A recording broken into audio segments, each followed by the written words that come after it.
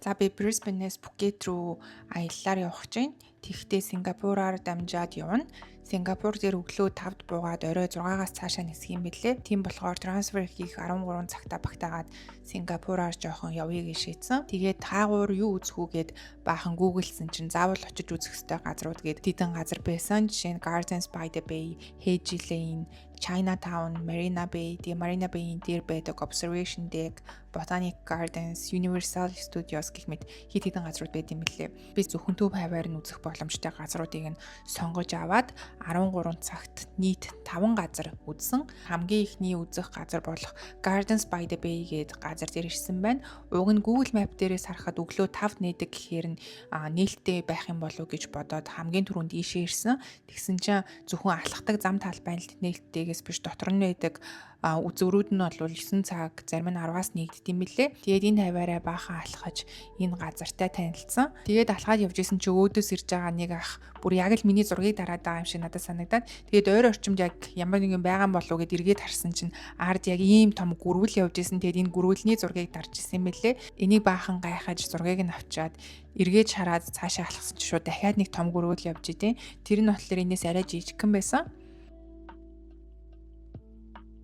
Тэгээ би Gardens by the Bay-ээс хотын төв рүүгээ бараг 20-30 минут алхаад бас тур хийх газраа уулна ирсэн. Тэгсэн чинь цагаан сарын амралтын үеийн байж таарад зөндөө жуулчд ирсэн.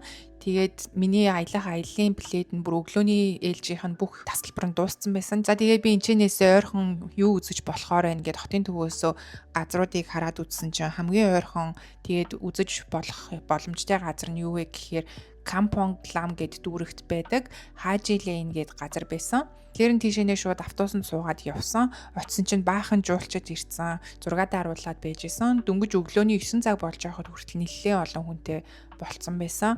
Энэ Haji Lane гэд газар нь болохоор өнгөлөг байшинтай, тэгээд street artтай, янз бүрийн жижигхэн юм дэлгүүрүүд ихтэй, ресторан, бар, кофе шоптой ийм газар байлээ. Өмнө нь болохоор араб худалдаачдын дүүрэг байсан гэсэн. Одоо ч гэсэн араб дэлгүүр хошоонууд бол зөндөө байд юм билээ.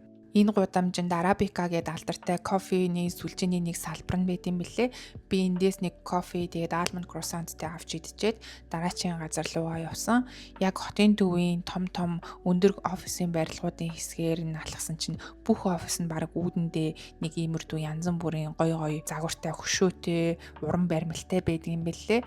Тэгээд угаасаа Сингапурчин газар нутгийн жижигхэн болохоор дандаа өндөр офисын барилгууд ер нь бол офисын ч гэлтгүүдээ ер нь апартментууд те хүн амьдардаг барилгууд ч гэсэн зөндөө ихтэй юм билий. Алхаж явж байгаа хотын төвд яг офисын барилгуудынхаа дунд хятадын уламжлалт тийм буддын сүм байсан.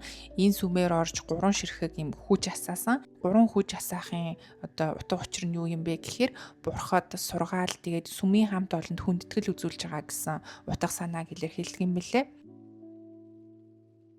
Сингапурт ирээд нэг сонирхолтой санагдсан юм нь юу юм гэхээр цайны цагаар офисын ажилтнуудад зориулсан хотын төвөөсөө буюу одоо офисын барилгуудаас food court буюу одоо юм хоолны газрууд руу өнгөө автобус явуулдаг юм билээ. Зөвхөн цайны цагаар би тэгээд энэ хотын төвөөс Marina Bay руу алхаж явж байгаад замдаа ийм shuffle bus-тай тааралтгаар нь суудсан чинь буцаад хотын төв рүүгээ яваад очичтэй. Тэгээд эхэлсэн цэгээсээ буюу хотын төвөөс дахиад Marina Bay руу алхаад явсан. Тэгээд энэ shuffle bus-нд суугаад явж байхдаа Сингапурын хөрөнгө оруулалтын банкнд ажилладаг нэг охинтой танилцаад тэгээд Сингапурын одоо офисын орчин ямар байдгийг, яаж ажилтгийг, ямар хэлээр хөвчлэн таанд ярьдаг вэ гэх мэт тиймэрдүү Сингапурын талаар жоохон мэдээлэл олж авсан.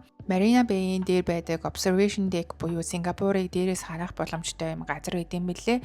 Энэ дээр нь гарч байшин барилга газруудыг нь ер нь бол нэлээд сайн харсан. Тэгээ намайг очиход болохоор бороо орох гээд нэлээд бүрхэг, үүлэрхэг бас нэлээд сайлагтай байсан.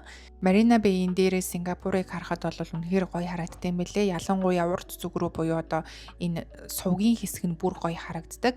Яг энэ харалтаа доор бол Gardens by the Bay гэдэг нөгөө миний өглөөний алхсан газар нь харагдаж байна. Алхахад бас нэлээд том цэцэрлэгт хүрээлэн байлээ. Хойд зүг рүүгээ харах юм бол Сингапурын яг хотын төв нь харагдаж байна. Тэндээ дөрөв хэлсэнчлэн зөндөө олон өндөр барилгатай зөвхөн энэ офисуудын өндөр барилгатай гэхээс гадна хүмүүсийн амьдардаг өөрсдийнх нь юм орон сууцны хүртэл бас юм өндөр барилгатай байд юм билээ. За тэгээд Marina Bay дээр ирсэн чи 12 цаг өнгөрч исэн. Би яг онгоцны буудлын руугаа явах хүртэл надад 3 цаг байсан болохоор эндээс гараад шууд Chinatown явж үзье гэж шийдсэн. Яагаад тэгэхээр Chinatown нь бас нэг их хол байгаагүй. Дээрээс нь тэнд янз бүрийн гоё хоолтой газрууд байдаг гэж Reddit-ээс уншсан учраас тийшээ явж нэг юм олж идье гэж явсан. Chinatown явах замдаа уг нь өөр дэлгүүр ч юм уу, музей ч юм уу ороод үзчихье гэж бодсон чинь замд зөндөө бороо ороод байхаар нь шууд Chinatown руугаа автобусанд суугаад явсан. Тэгээд автобуснаасаа буугаад жоохон алхаж исэн чинь хажууханд нэг том сүм байхаар нь юу гэж мэдэхгүй зүгээр явж ороод сүмтэй танилцсан чинь тэр нь болохоор Сингапурт ирсэн хүмүүс заавал үзэх ёстой газрууд гэж жагсаалтууд идэг штеп. Тэр жагсаалтуудад байдаг Buddha Tooth Relic Temple гээд буддын нэг түүхэн сүм байсан бэлээ. Ер нь бол энтгийн нэлийн том сүм юм бэлээ л дээ. Тэгээд энд бас зөндөө олон хүмүүс исэн. Цагаан сар нэгт таарсан. Хоёрт гэх юм бол зөндөө жуулчантай. Дээрээс нь зөвхөн жуулчид гэхээс гадна яг Сингапурын өөрсдийнх нь хүмүүс бас ирж мөргөл үлдчихэж байгаа тийм хүмүүс бол зөндөө байсан. Тэгээ би сүмээр явж агаад хажууханд нь байдаг нэг Вьетнам хоолны газар орж пошул авч уучаад хажуугаар нэг манготой смути авч бас уучаад тэгээд онгоцны буудлын руугаа метрогоор явсан. Энтхийн метроны систем нь болохоор өнгөөр ялгаад өгчихсөн маш ойлгомжтой юм билээ. Нэг 4-5 өнгөтэй байсан. Тэгээд угаасаа Сингапур чинь жижигхэн газар болохоор нэг их толгой эргээд авах юм байхгүй. Метроны зам мэдэр нь бол яаж бууж сууж дамжих нь бол маш ойлгомжтой амархан юм билээ. За тэгээд орой 6-аас нислэгтэй байсан учраас би эндээс 3 гээд онгоцны буудлын руугаа явсан. 1 цаг явж очих болохоор юмыг яаж мэдхүү гэд эртхэн шиг хөдлөлээ гэж шийдээд тэгээд онгоцонд нисгэхээс өмнө 3 цагийн өмнө хөдөлсөн. За тэгээ ер нь Сингапурыг бүтэн үзэхэд бол 3-4 өдөр л надад хангалттай юм шиг санагдсан.